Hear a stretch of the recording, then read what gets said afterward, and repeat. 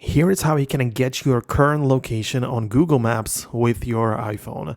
So naturally, before we begin, make sure you're subscribed to this channel so you never miss videos like these. And the way that we do it is obviously by at first making sure you have the Google Maps app, so download it from the App Store. And as you can see, when I get inside, it doesn't really show my location. And that is because it's turned off in the settings. So the way to turn it back on is by leaving the app, then locating the settings of the iOS, like the entire iPhone settings. So you get inside, make sure you come back to the main section, and in here, scroll through and get to the bottom where you have the app section. So within the apps, you can find the Google Maps. Obviously, all of the apps are in here, so I'm going to use the search bar right here to get to the G. So Google Maps right here.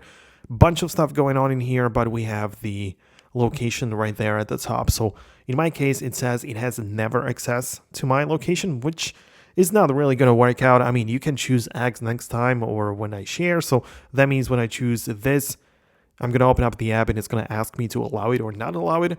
Or you can choose while using the app or always. Depends, right? So while using the app means that once you leave it, it no longer has access. Well, this might be useful, but if you use it for GPS navigation and stuff like that, you might choose it to never. Well, I mean, always. Sorry about that. So choose one of these options to have access to your location. However, when you come back, you can see that we only have like an approximate location. You don't even see the exact dot, and that is because we also need to turn on the precise location toggle. When you turn this, you're going to allow this app to get you a very specific location.